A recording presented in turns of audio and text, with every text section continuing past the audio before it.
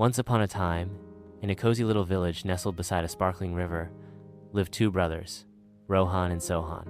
Rohan was content with his small farm and the simple joys of life. Sohan, however, always yearned for more. One sunny morning, a wise old traveler passed through the village. He carried with him a small, unassuming pouch. He gathered the villagers and announced, "I have here a pouch that grants wishes, but be warned, it grants only one wish per person."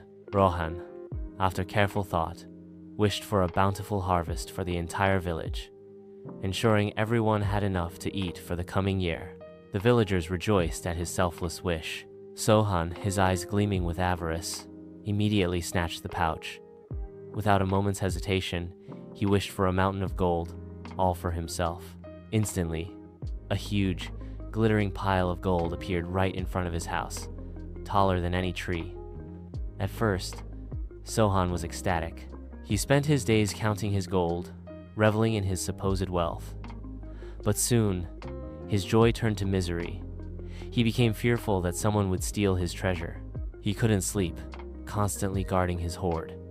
He had no time for friends, family, or even food, afraid to leave his precious gold unattended. Rohan, on the other hand, enjoyed the plentiful harvest with his neighbors. There was laughter, sharing, and a strong sense of community. One day, a terrible storm swept through the village. The river swelled, and the floodwaters rose rapidly. Rohan and the villagers worked together, helping each other reach higher ground. Sohan, consumed by his greed, refused to leave his gold.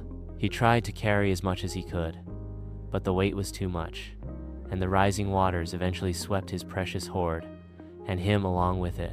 When the storm subsided, Rohan and the villagers mourned Sohan's fate. They learned a valuable lesson that day.